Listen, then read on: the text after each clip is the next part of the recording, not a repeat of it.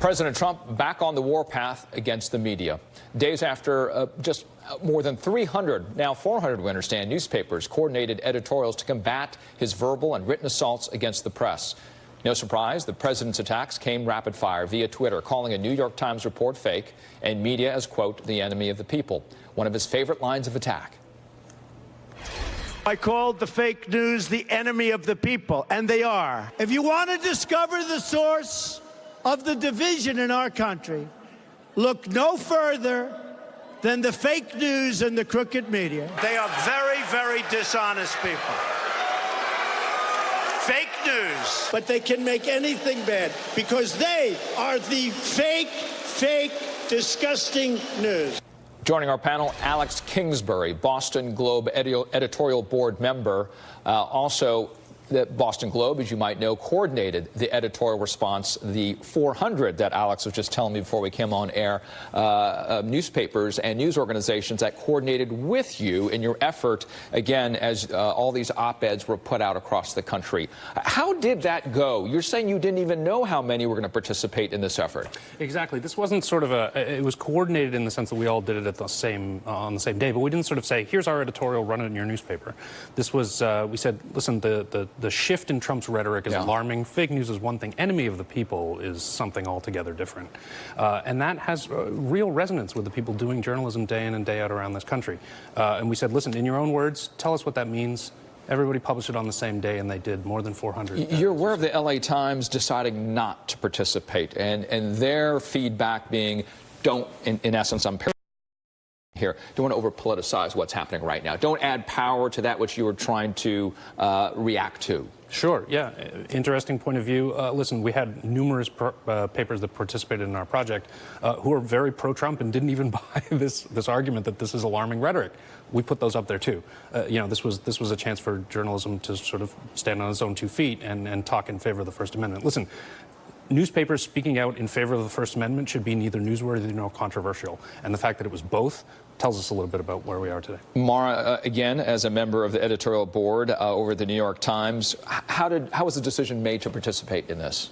I think that, you know, it's great when I'm going to actually quote the Boston Globe's editorial on this. I don't think our good friend here, Alex, will mind that. No, but as an act of solidarity, but because I think they made the point really well, and I'm proud of our piece as well. But, you know, they quoted Hugo Black, who was a Supreme Court justice from, and who said in 1971, the press exists to serve the governed, not the governors. And I think that's what's been lost is the First Amendment.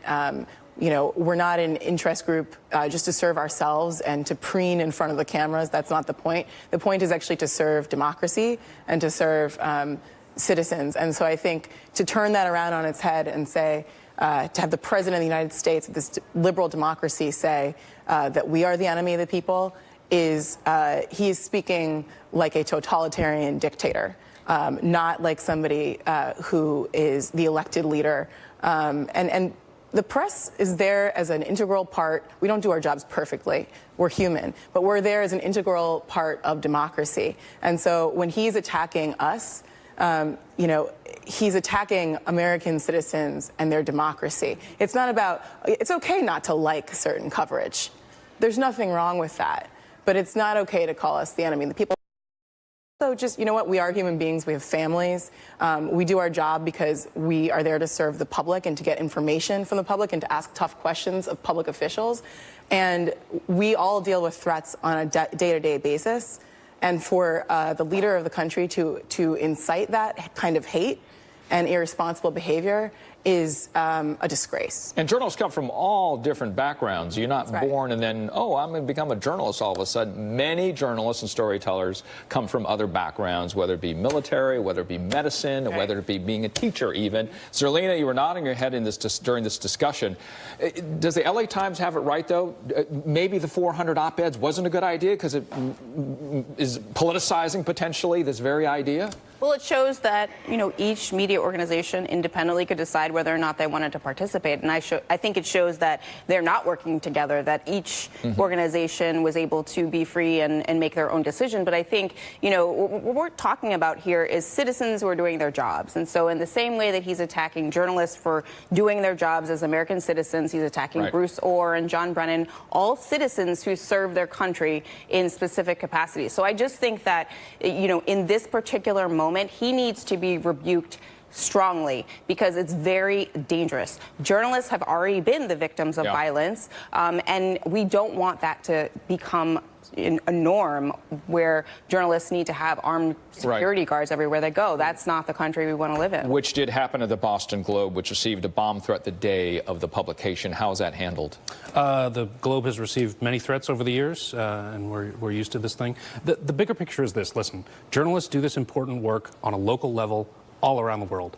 What message does it send to Ankara and Moscow and Beijing that the press can be treated like a domestic threat? Well, let's bring in Evan on this. And guess what? Compared to those countries, the rankings globally, guess where we're at as the United States in terms of press freedom? There you have it right there. We're ranked 45 out of some 200 countries. 45. Some might think that we're the standard bearer for the world. Evan? I wouldn't agree with that ranking personally, but I think the big thing here is this.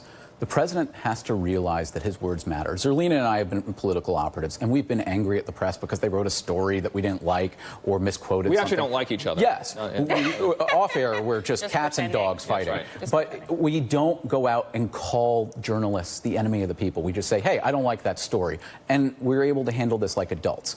President Trump has to remember that words matter. 15 months ago, Steve Scalise was shot because his shooter bought into a lot of rhetoric that Democrats or Republicans want to kill minorities and the poor. And you have people who are unhinged who hear things like that, and they say, I need to take drastic action. And it's happened on the right, too. There are figures on the right who say that, hey, Pizzagate is real. Somebody walked into that pizza parlor and shot it up because they thought Pizzagate was real. You have Republicans who are saying that, oh, liberals don't like you and don't want you to exist.